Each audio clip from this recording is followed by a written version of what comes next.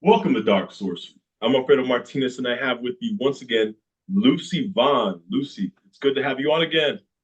Hey. Right on. So last time Lucy was on, we kind of just talked a bit about her magical background.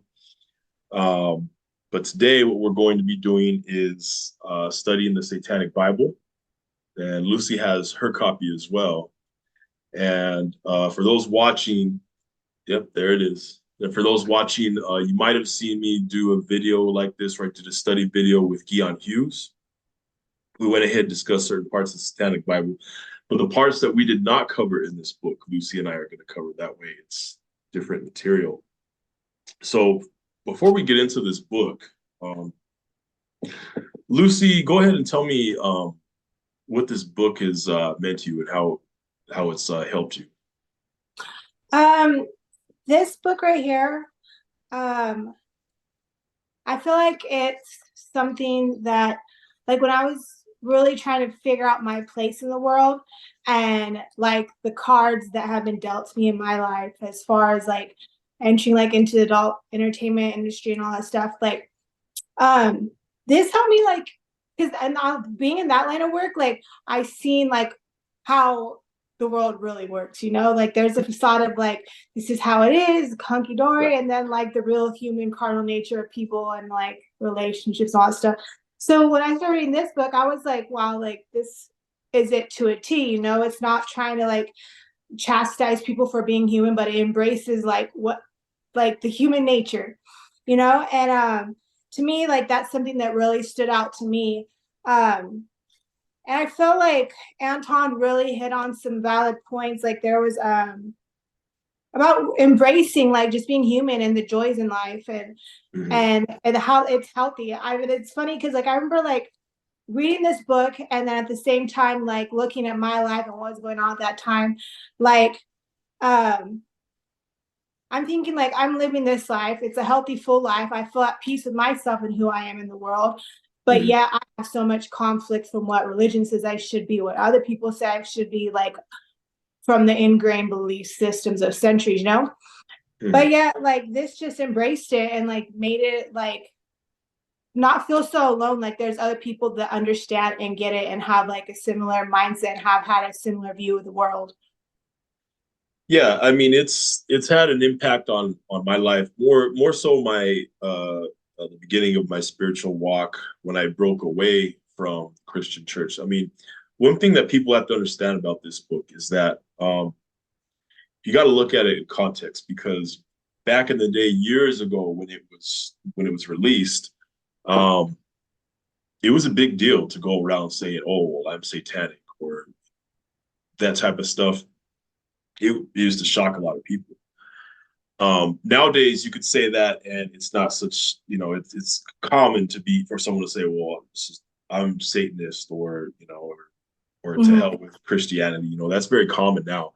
But back then, this was a big deal, and for somebody who had a Christian upbringing or a religious upbringing, and they break away from that, it is a big deal because it's like it's taking a look at their reality and discussing it from the point of view of someone who comes from a strong religious background. Now, someone who doesn't come from a strong religious background, maybe they grew up in an atheist family, that's all good. But I don't think that this book would hit as hard home for them as, say, someone who breaking away from religion. Would you agree with that?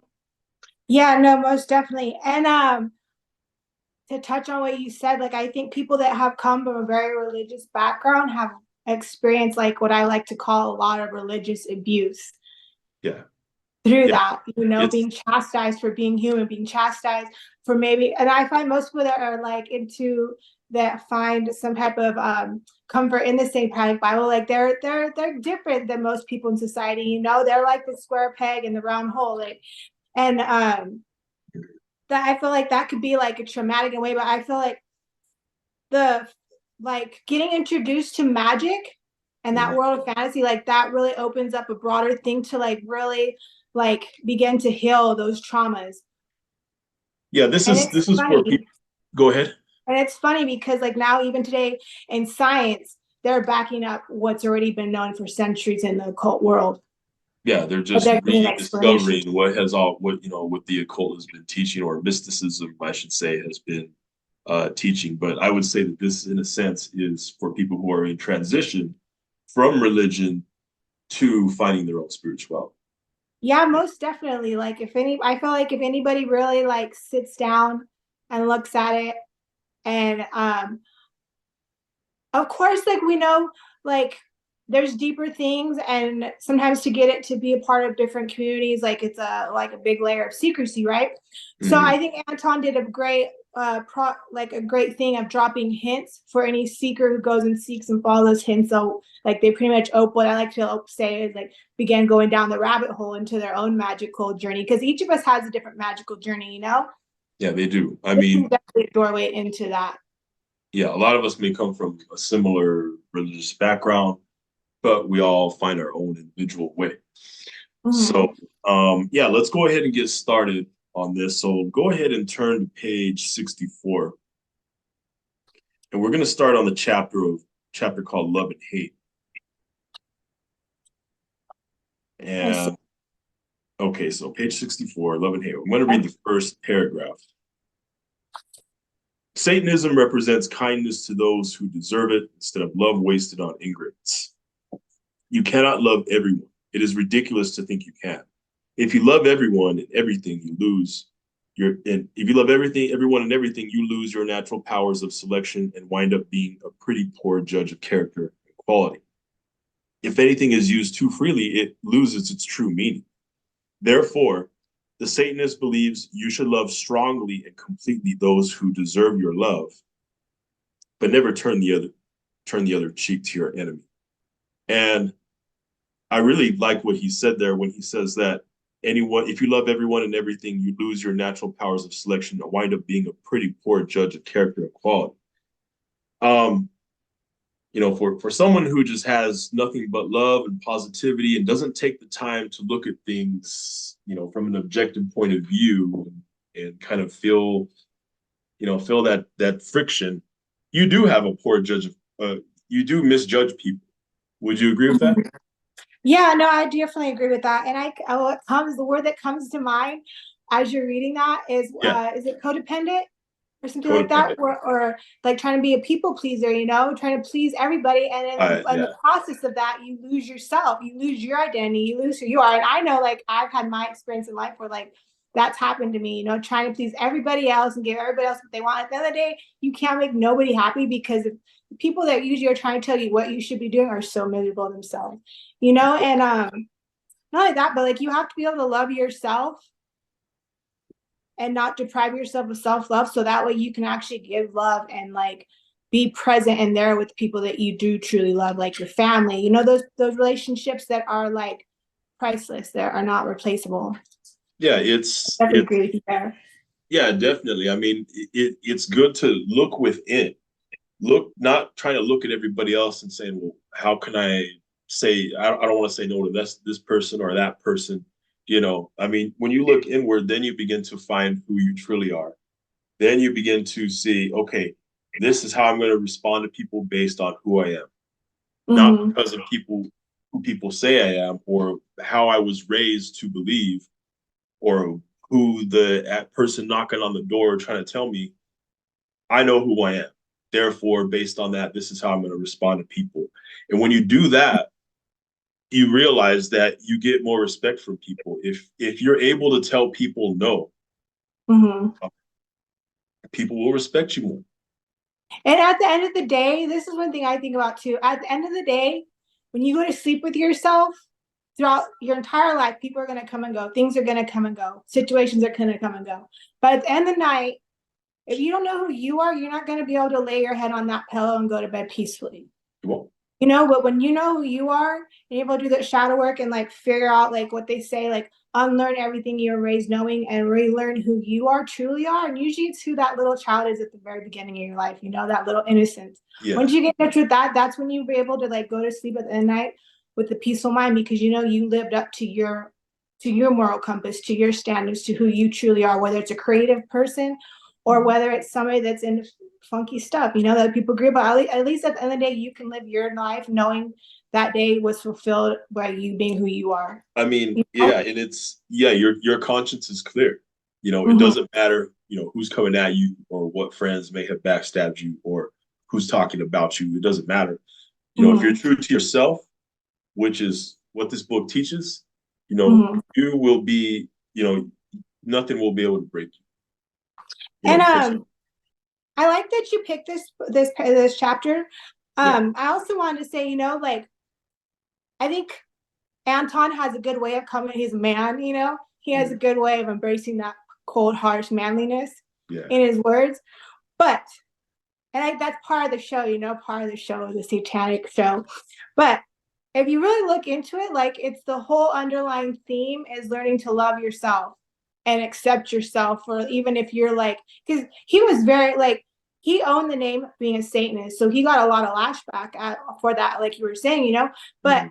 he stuck with that because not only like did it mean something to him, but I'm pretty sure it meant something to a lot of other people that were going through things in life that being outcasted for who they are, and the fact that he stood up and he went full force with it and like did this, like that's a very powerful message on top of just the words he could speak. Yeah, because back then the words in this book, I mean, like I was saying, it was taboo to mention that stuff back then. Mm-hmm. Nowadays it's common, people talk about it here and there, but back Yeah, then it was controversial. I think like today it's still going on. I think if you look at like not to get too off topic, but if you kind of like look at the movement that Lucian Greaves is doing in the Satanic Temple, you're seeing like that they're still breaking through that wall to fight for people to be able to have like be who they are and have their own beliefs. Like there's still Yeah, people that act out crazily about it's the it's fact an that you own your ongoing state. process. I Yeah. mean, really, you don't need other people to find out who you are. Some guidance can be helpful here and there.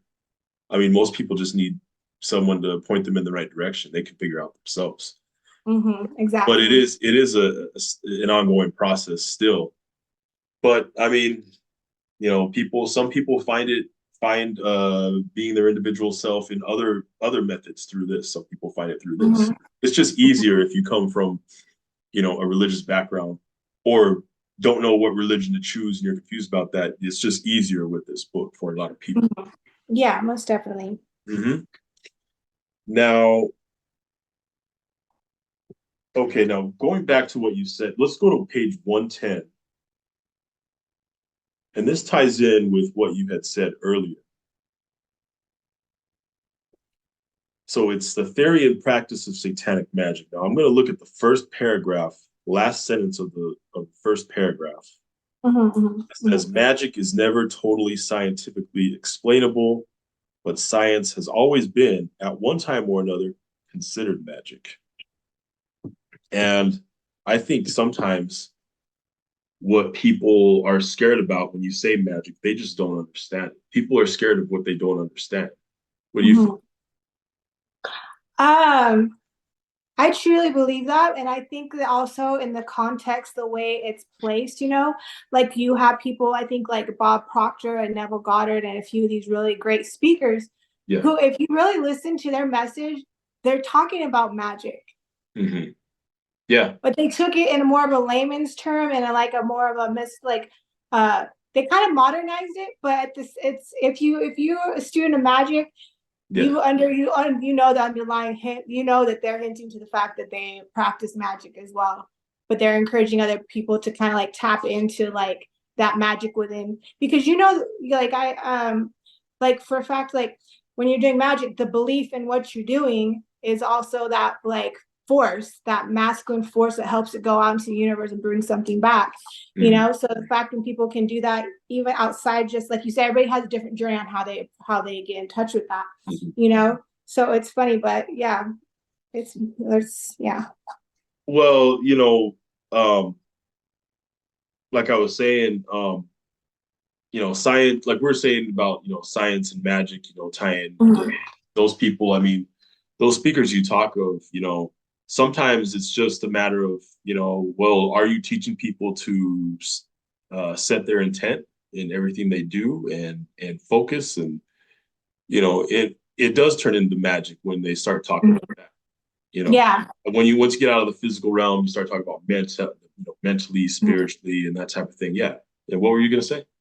And like it all, like you're saying, it's all like science and magic are very very closely woven, and I think it's because it's like magic is putting into practice what science tries to put into terms to relate to the public Yeah.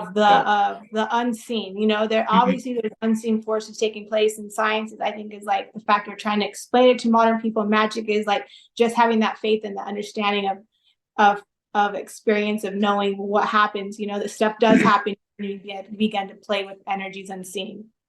Well, yeah. I mean, like, especially when, there's certain areas that tend to tiptoe around magic instead of just jumping right in, like, let's say theoretical physics or Mm-hmm. some way, something that teaches that, oh, there's unseen forces are that are real and are moving in this world, and maybe, electrons and protons, the tiny subatomic particles that can be in more than one place at one time and tend to do supernatural things.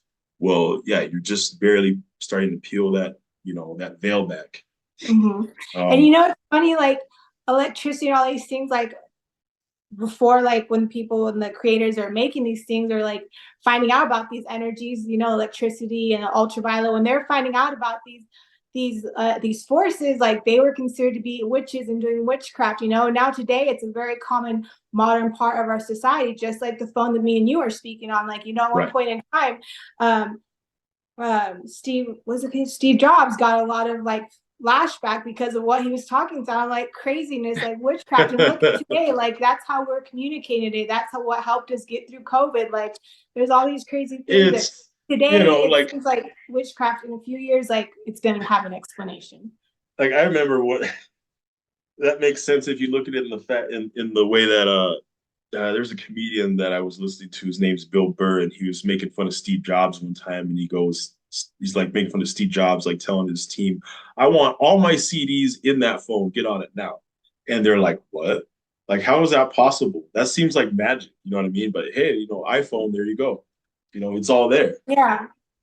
And I think that's another part, like what I like to embrace the story of like Lucifer, because it's like if we all just stuck to what society told us to be, if we all just stuck to like what the religion told us to be, like we wouldn't have iPhones right now. This conversation would not be No, happening, because because the it thing doesn't that, make things outside the box.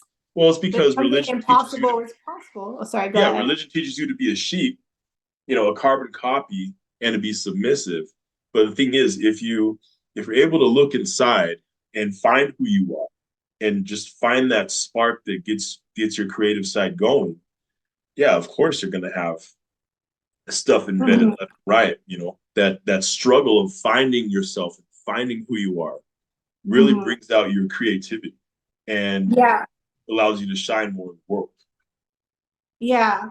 It definitely I think like I feel like magic definitely shows you that there's another side to yourself, And Mm-hmm. definitely one thing I've noticed with working with magic is like if my beliefs are counteracting what I'm trying to do with my magic, it's gonna like kind of get friction, Like I know like so let's say I want to start a company and people are telling me that's impossible. You can't do that. And if I'm doing magic to try to help usher that to happen, to help arrange things in my life to carry that out.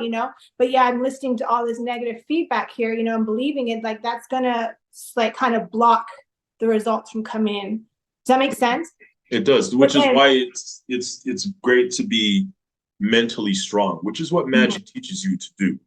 And yes, the spiritual exactly. path, the left hand path, that all that stuff teaches you to be mentally strong, and you need that because you need to be able to focus and channel that energy. And this is one thing too, and I really want to say this like for the viewers out there. It's like whatever you have a vision in your mind of something you want to accomplish, and everybody in your life is trying to tell you that you can't do it.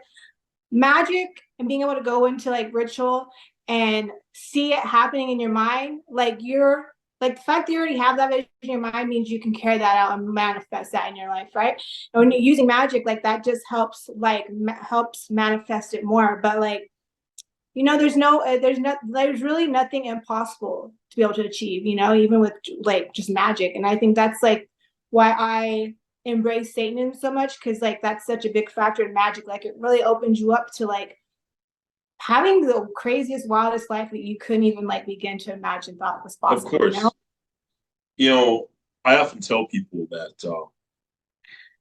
before you start this spiritual journey that we talk about, there's certain things that you want.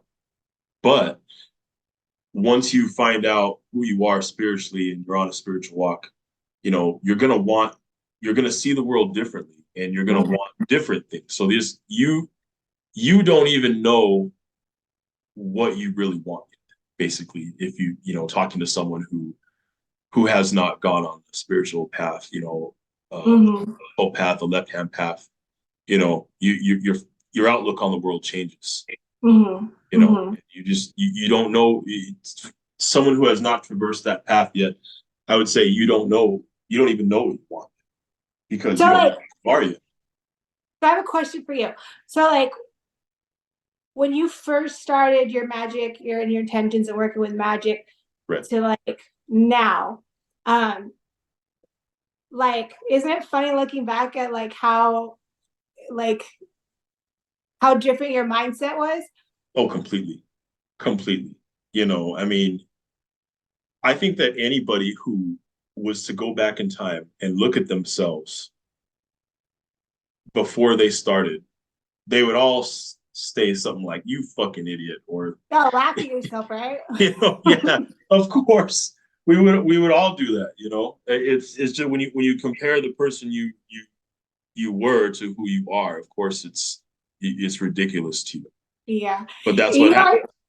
I think so funny that comes to mind right now is I remember like the first time I did my first ritual on the satanic ritual, I was so scared. Like I was so scared. I was like, what if the demon pops up? Like what? Everything I was seeing on TV was going through my head. My heart was pumping. Yeah.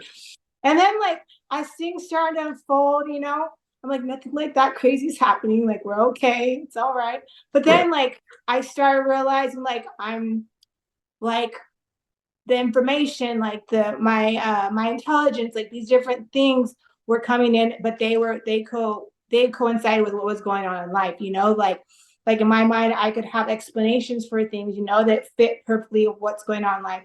Or just seeing like how it's like you have more in tune with the subtle energies that have always been going on, but now you're more aware of them and tuned into them. Does that make sense? That does make sense. And just like you're saying, then you begin to realize, then like you're saying your magic, like your intent of doing magic changes. Like now you're not in it just for like, now you're not in it because I know for like financial gain or for this and that or for like for sex is not like it begins to evolve and change. Like now you're starting to see like, oh, there's all this like different levels to the game and more of a spiritual like sense of like expanding mind. I guess you could say basically it allows you to see with new eyes.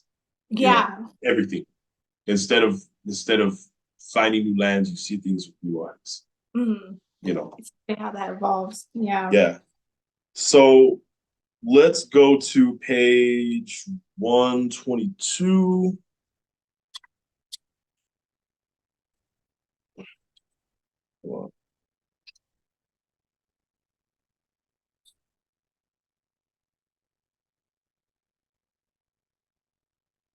Okay, and all right, so basically I'm going to be looking at the area that says timing. Let's go to the very last paragraph at the bottom of page 122. It says, let us assume the magician wishes to cast a spell on a person who would usually retire or go to bed at 11 o'clock in the evening and rise at 7 o'clock in the morning. The most effective time to perform a ritual would be about 5 o'clock in the morning or 2 hours before the recipient awakens. First of all, before I get to the next page, would you agree that casting a spell, if you're going to cast a spell on someone, it is good to do it when they're sleeping? Okay. Yeah, go ahead. I'm glad you touched on this. It's really one I don't really like to talk about much. Okay. But I think it's good that people like approach casting like a spell on someone with caution. Mm-hmm. Because from my experience, usually, and this is for a curse, or is this just for like anything? I think this is just talking about in general. I mean, in general. Yeah, okay. So I would say like approach it with caution, like say you do a love spell on somebody, you know, and then that person ends up being crazy, like over dramatized about you. Now you want to get rid of them, you know, like these things I think are part of the learning process of magic, you know, and even just casting a spell, usually, I mean, casting a curse, like usually it's going to be somebody that probably is within your circle. And usually in order for that person to receive the curse, usually there's casualties, you know? And I think this is another part of like really where timing can like show you to be more like self-sufficient on things. Like, is it really worth putting your energy into through magic, or is it something that you could work on yourself and create change? Mm-hmm. Does that make Well, sense? yeah, that does make sense because as you grow spiritually, there's things you want to do spells for that you didn't want to before, like stuff that you would want to do magic for before would just seem childish, you know. Now it's like, okay, I have a more mature outlook on things and I'm going to use my energy more responsibly. See, Yeah. once you realize and discover how energy really works, um, then you decide to use it more responsibly Yeah. is what I Like would say. you see more. What was I listening to today? That's a perfect example. It's like okay, so the way magic, I'd say a good explanation would be like when you go to plant something, right? The ground doesn't care what you plant in it, it's gonna make it grow. Mm. So it's the same thing like with magic. Let's say magic is like the ground, the earth, you know, Mm. whatever for in your the seed, you're putting your magic's the seed, you know, whatever you put into magic, it's gonna flourish, you know, that energy. It's not, there's no, it doesn't have a knowledge of what's good or bad or anything like this. Like it's just, it's gonna happen. Right, right. It's gonna grow, it's gonna create something. And you know, that as you're learning this, like you realize like, oh, maybe that wasn't such a good idea. Yeah. You know? Well, yeah, and not only Or that, like that, you realize like you what to mentioned do, about, or what to do. yeah, you mentioned about other, casualties getting in the way or things getting messed up you may not want to. For me personally, what I like to do a lot is before I cast a spell, before I do, some magic, I will go ahead and do a divination reading just to see how it's going to turn out. If I get a bad reading, I won't even bother doing it. That's a good idea. That way it's not a waste of time and resources because let's face it, buying herbs and buying all these magical resources we do, they're expensive. And plus, say with herbs, you don't use them for so long, they're bad. You gotta buy them again. So it is good to do divine and just to see how the spell's gonna go before you do it. So yeah, that's very true. That's very true.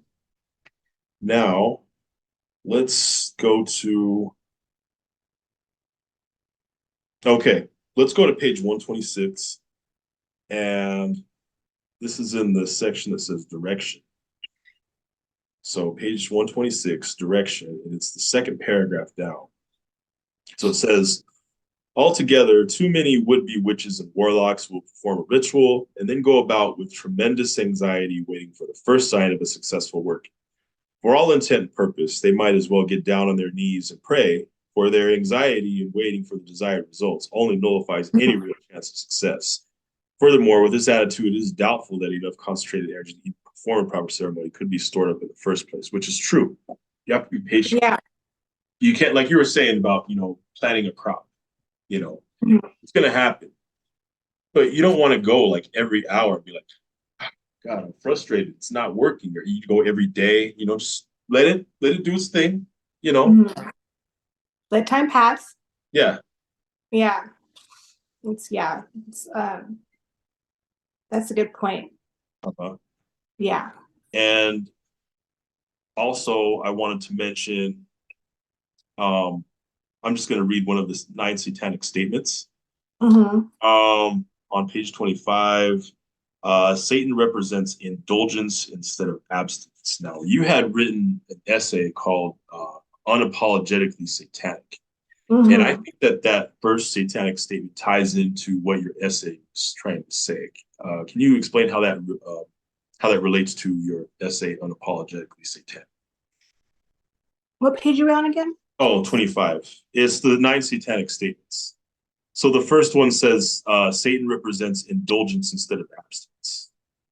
Oh yes. Okay. It's so funny. I was actually just reading a part on that today. Yeah. Let me find it. Okay.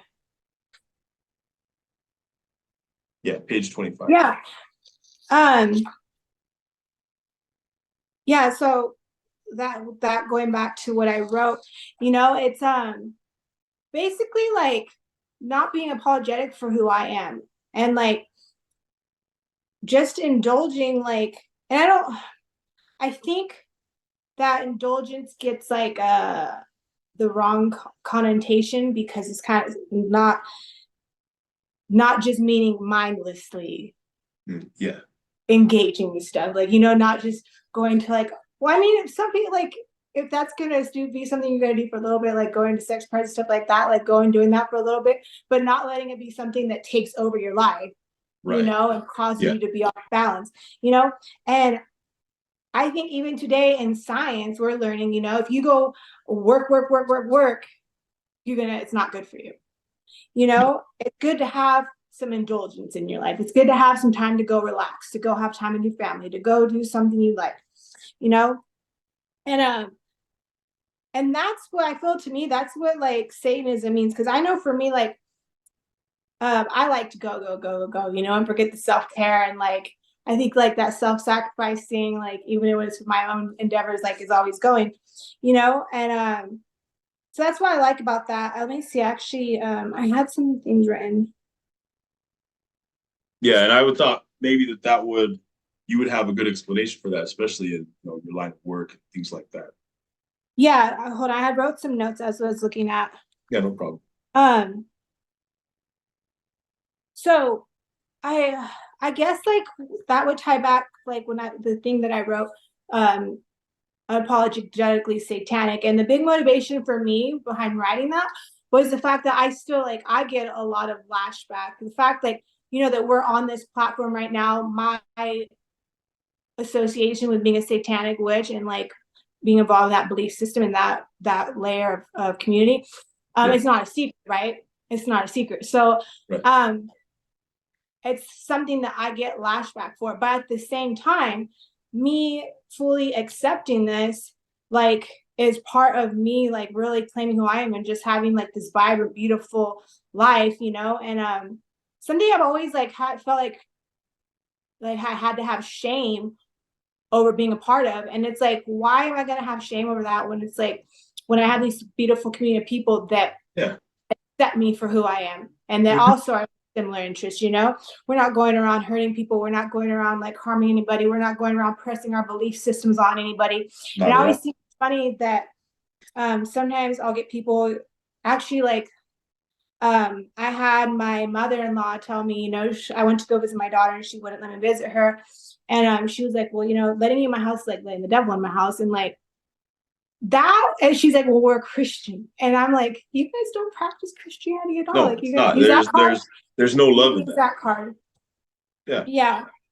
And that's really like just made me feel like that got me angry, because I'm like, I respect everybody's religion and whatever they decide. To me, like, whatever helps you live a healthy life at the end of the day is good for you. But the fact that like, and I'm very open about like my struggle with addiction and all these things, like this path has helped me like live a sober, clean, like exciting life, and today my life is like, it's really good. And that's good all because of like me being able to like just accept that this is something that was a very like pivotal part of my life, and it's something that I embrace, and kind of putting my name behind it, being like encouraging other people to go figure out who they are, and there's nothing, and from my experience, there's nothing wrong with having a healthy balance of like treating yourself to feel good about yourself, Yeah, you need that. You need it. And I think that's today what science is even teaching us too, is that we need that, people need that to be healthy. Like, just like you can't, religion's taught like people like sex is bad and all that stuff. Like, no, it's like, I think when you have people that are deprived of that, that's when they go do these crazy acts, like Right. these priests and all They this snap. stuff. Like, They snap and do yeah, stupid things. And eventually, once when it comes to, indulgence, if you cut that off long enough, you are going to go crazy and, yeah.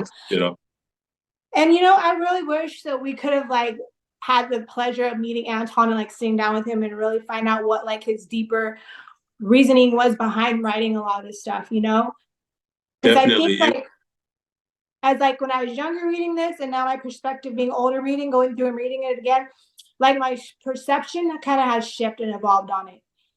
So now like before it was just more of like, okay, like when I first read when I was younger, it was like, okay, like this is somebody that kind of understands the world from my perspective that gets it, Mhm. but they been able to find some joy. And now it's like I'm going back, I'm like, I wonder like what the deeper influence was for him to keep going even though he met so much adversity. Yeah. You know? Well, Lucy, it's been fun. Thank you for your time. Thank you for having this conversation here. Is there anything else that you want to go ahead and plug that you're working on before we go ahead and end this video? Um, yeah. I've been working on the unapologetically satanic Uh-huh. thing. Okay. Yeah, I'd like to share that with our audience if that's possible. So is this like an essay or a poem or some type of video? It is my statement to the world that I am a satanic witch and I'm going to continue to be so. And I have been for most of my life. And that's what helps me be my healthiest self. And if you don't like it, then you can kiss my butt. No. Hell But yeah. Well, I'm going to still be who I am and stay true to myself. And I encourage everybody else to stay true to who they are. right on, right on. Wise words from Lucy Bond. Everyone who's watching, below in the video description, I'm going to go ahead and have all of Lucy's social media links, her YouTube channel, her Instagram page, all that stuff. Go ahead and check those out. Give those a follow. And everybody who's watching, like and subscribe to Dark Sorcery. Hell Satan. Hail Satan.